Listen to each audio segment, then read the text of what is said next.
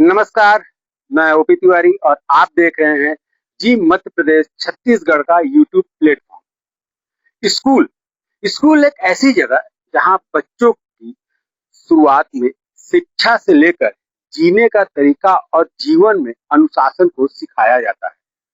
लेकिन सूरजपुर का एक ऐसा स्कूल जहां पर जिन शिक्षकों को संस्कार देने की जिम्मेदारी होती है, उसी शिक्षक के ऊपर कई गंभीर आरोप लगे। हम बात कर रहे हैं सूरजपुर के सिलसिली हाई स्कूल की, जहां पर स्कूली छात्र छात्राओं ने अपने प्रिंसिपल पर ही कई गंभीर आरोप लगा दिए। आज उन्होंने आरोप लगाते हुए स्कूल के मुख्य गेट पर ताला बंद कर दिया और जमकर हंगामा किया और प्रिंसिपल के खिलाफ नारेबाजी की।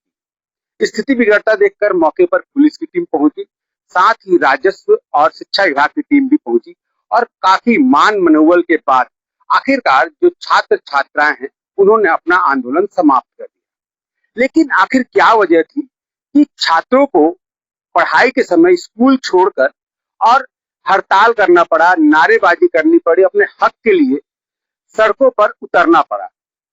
दरअसल ये जो पूरा मामला है, इसमें कई गंभीर आरोप लगे हैं शिक्षक पर, जो कि वहां का प्रिंसिपल बताया जा रहा है। छात्रों का आरोप है वो जो प्रिंसिपल हैं वो लगातार छात्र छात्राओं सहित स्कूल के स्टाफ के साथ भी बदतमीजी करते हैं। इतना ही नहीं, वो शराब के नशे में स्कूल पहुंचते हैं और कई छात्राओं और वहां की एक प्यून स्टाफ ने तो अश्लीलता का भी आरोप लगाया है। जाहिर है जो आरोप है वो बेहद गंभीर है और वो भी एक प्रिंसिपल के ऊपर। जब हम स्कूल पहुंचे और हमने जब छात्र छात्राओं से बात की और उस प्यून से बात की, महिला प्यून से जिसने ये गंभीर आरोप लगाए हैं, उनका साफ तौर पे कहना है कि जब से ये प्रिंसिपल आए हैं, ये लगातार छात्र छात्राएं हों या स्कूल की स्टाफ हो या अन्य जो स्कूल के व्यवस्था में जो लोग लगे रहते हैं, सभी के साथ बदतमीजी करते हैं, शराब के नशे में स्कूल पहुंचते हैं और कुछ कहने पर गाली गलौज तक पे उतारू हो जाते हैं। जाहिर सी बात है ये जो मामला है मानवता को भी और शिक्षा विभाग को भी शर्मसार करने वाला है। शायद यही वजह है कि मामले की गंभीरता को देखते हुए शिक्षा विभाग, पुलिस और राजस्व की टीम मौके पर पहुंची और लगातार वो जो छात्र छात्रा थे उनको समझाने का प्रयास कर रहे थे।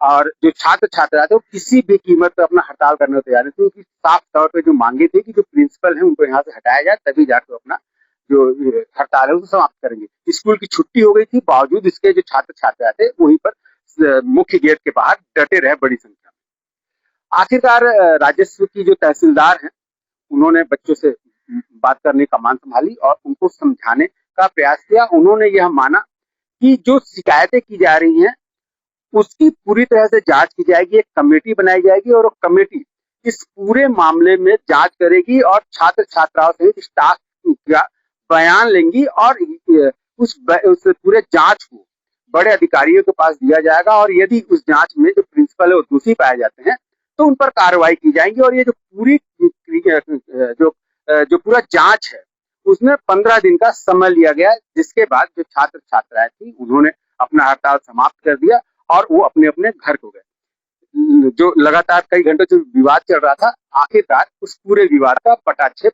हो गया। लेकिन इस पूरे मामले में अभी भी कई सवाल हैं जो जिसके जवाब मिलना जरूरी है। यदि ये आरोप सही है तो क्या जिस प्रिंसिपल के ऊपर आरोप लगा है और जब तक जांच की बात कही जा रही है, तो क्या उस प्रिंसिपल को उसी स्कूल पे रहना सही है?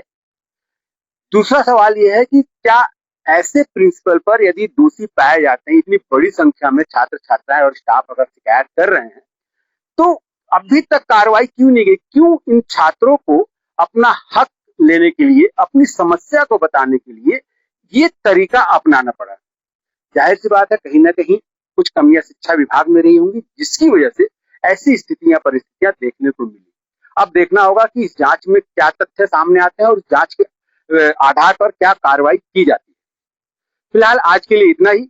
मुझे दीजिए इजाजत और आप देखते रहिए जी मध्य प्रदेश छत्तीसगढ़।